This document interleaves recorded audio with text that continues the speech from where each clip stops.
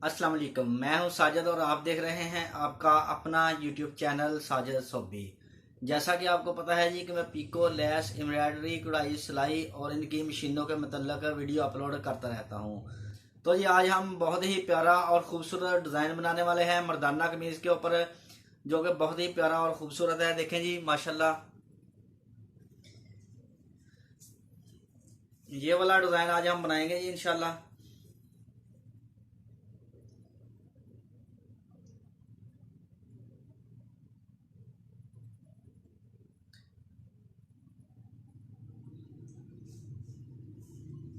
देखिए जी माशाल्लाह से बहुत ही प्यारा और खूबसूरत डिज़ाइन है जी।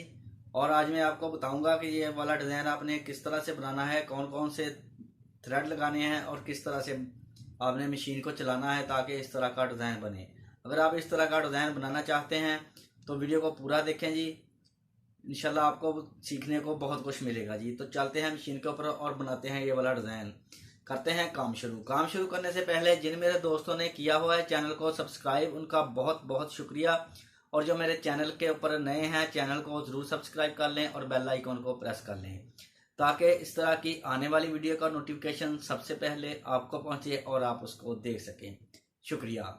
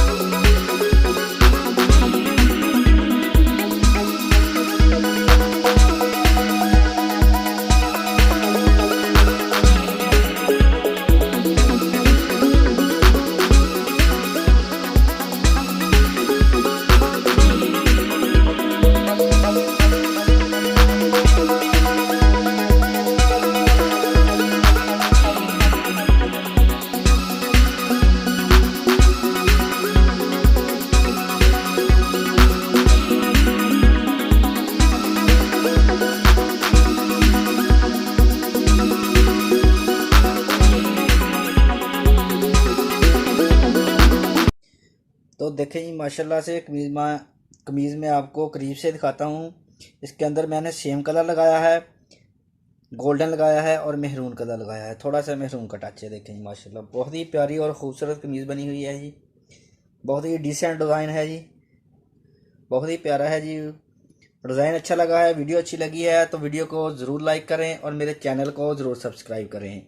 नेक्स्ट वीडियो के लिए मुझे दीजिए इजाज़त और अपना रखिए ख्याल। अल्लाह हाफिज़।